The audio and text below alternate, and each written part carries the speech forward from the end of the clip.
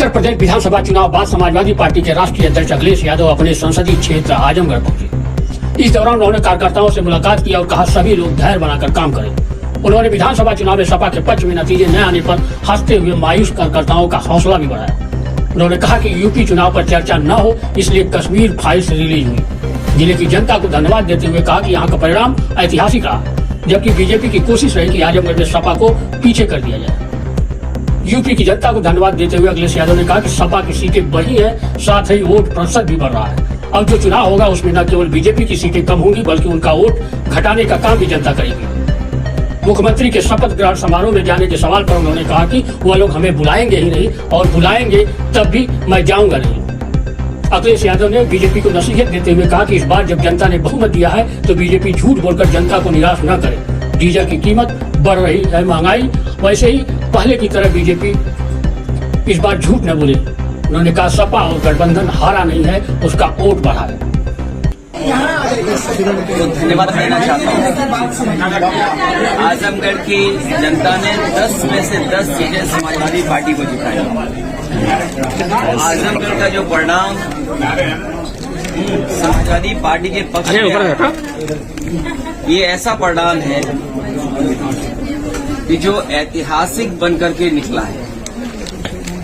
Bharatiya Janata party की कोशिश रही कि आजमगढ़ में ही समाजवादी पार्टी को पीछे कर दें, लेकिन जहां आजमगढ़ ने समाजवादियों का सम्मान बढ़ाया, समाजवादी पार्टी के पक्ष में मतदान कर करके एक ऐतिहासिक परिणाम दिया है।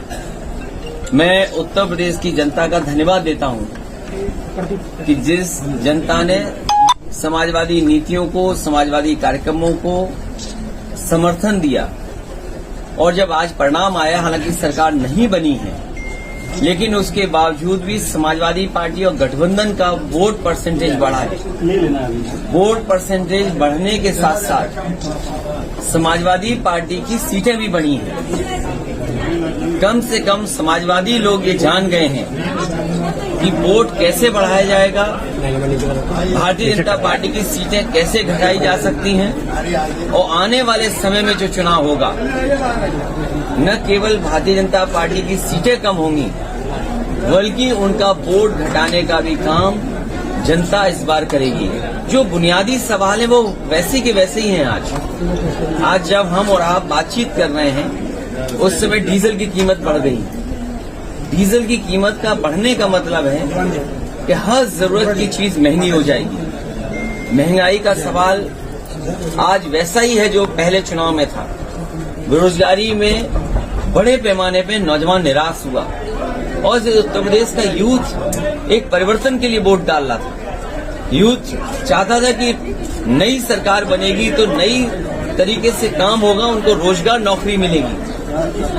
जो आज के बदलाव हैं उनको समझते हुए समाजवादी पार्टी ने अपने मैनिफेस्टो तैयार किया था।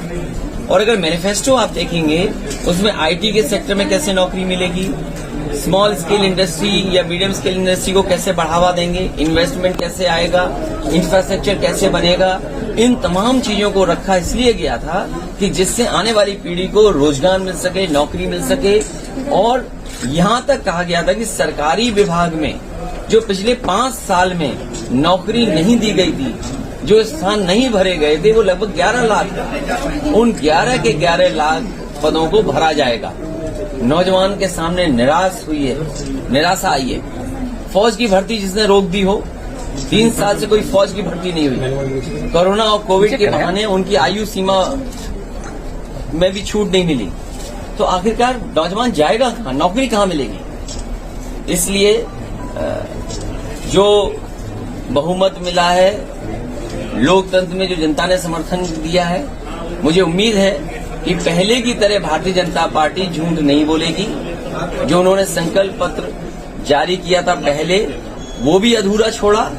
अब जो संकल्प पत्र लाए हैं वो कब पूरा होगा, तो उनकी जिम्मेदारी ये बनती है कि पुराने संकल्प पत्र में जो चीजें छूट गई थी उनको पूरा करना, और अब जो जनता के बीच में संकल्प पत्र रखा उन चीजों को पूरा करना। समीक्षा हुई सरकार की जो लिस्ट आई है, समाजवादी पार्टी और गठबंधन हारा नहीं है। समाजवादी पार्टी और गठबंधन का वोट बढ़ा है, सीटें बढ़ी हैं, और कम से कम आने वाले समय में समाजवादी पार्टी और गठबंधन मिलकर के भारतीय जनता पार्टी को और नीचे ले जाएगा। सर बहुमत से क्यों दूर रहे, इस पर कुछ विचार हुआ? देखिए, अलग अलग जगह अलग अलग समीक्षा है, लेकिन समीक्षा न हो, उत्तर प्रदेश के चुनाव पे बहस न हो, इसलिए वो कश्मीर फाइल्स लेके आ गए।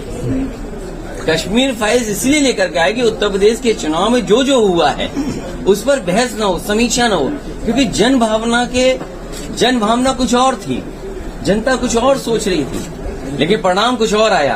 अब तो हम यही कह सकते हैं, जो कश्मीर फाइल्स में पैसा इकट्ठा हुआ है, जो इतने बड़े पैमाने पे फिल्म देखी जा रही है, कम से कम उसके मुनाफे से जो कश्मीरी लोग जिनको विस्थापित करने के लिए खर्च होना चाहिए, और कम से कम बीजेपी को ये काम तो करना चाहिए। बीजेपी जब इतना प्रचार कर रही है, इतना आगे बढ़ा रही है कश्मीरी फाइल्स को लेकर के, तो उससे कमाए हुए पैसे से कश्मीरी पंडितों का विस्थापन होने का काम भी होना चाहिए। और कम से कम ऐसी कमेटी बननी चाहिए जिसमें पार्टी के पॉलिटिकल लीडर्स न हो। कश्मीर फाइल्स के जो मुनाफा हुआ है उससे कम से कम उनके इस्तेमाल में तो आए। कश्मीरी पंडित जो अभी तक नहीं पहुंच पाए उनको